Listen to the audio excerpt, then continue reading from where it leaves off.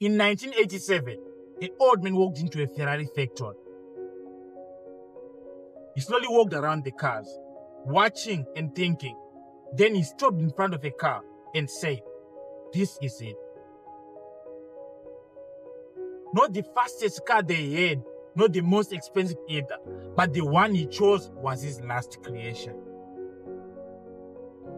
And the strange part is, he would never live long enough to see it fully finished. By the mid-1980s, Ferrari had a problem. The world was changing. The Ferrari Testarossa was beautiful, but it had become soft. Luxury started to replace aggression. Then came the shock, the Porsche 959.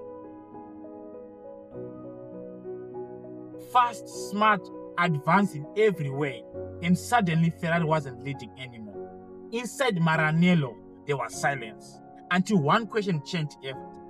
What does Ferrari actually stand for? Enzo Ferrari was 89 years old.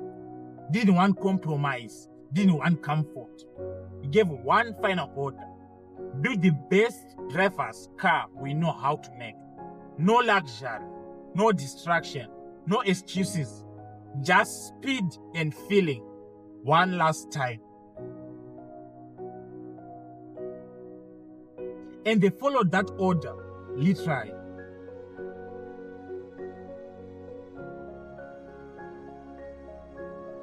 Everything that was unnecessary was removed. No radio, no carpet, no sound insulation. Even the door handle was replaced with a strap. One rule controlled everything. If it doesn't make it faster, it's gone.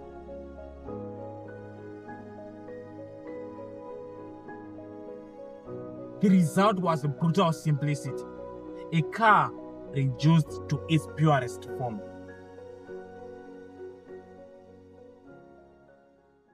The effort wasn't just stripped, it was rebuilt like a race car. Kevlar, carbon fiber, aluminium, materials that were taken directly from Formula One.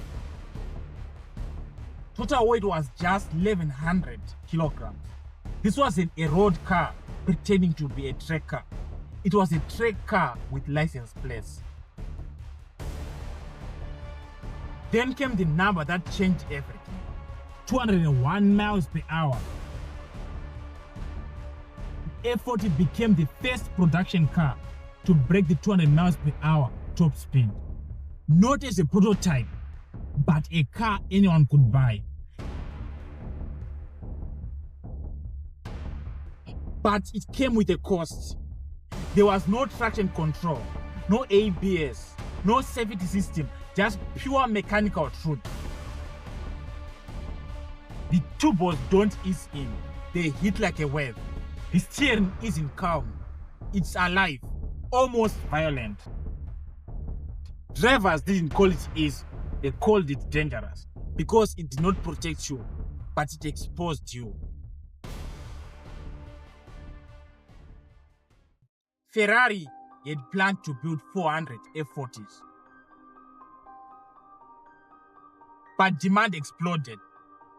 Orders came in non-stop. Prices jumped overnight, and sometimes tripling in value, and Ferrari could not stop it. By the end, over 1,300 F40s were built. What was meant to be limited had become unlimited. And in a way, the world had took control of Ferrari's final masterpiece. But unfortunately, Enzo Ferrari never saw it fully live its story.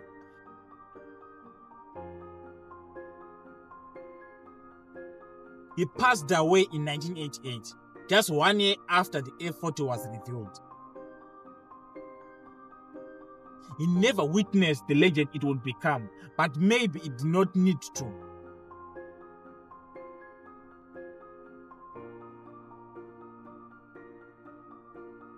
Because the F40 was never about perfection. It was about honesty, pure, raw, and unfiltered.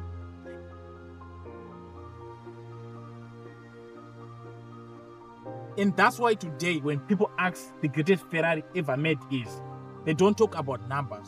They don't talk about speed. They talk about how it feels. And the F40 became the honest Ferrari ever built.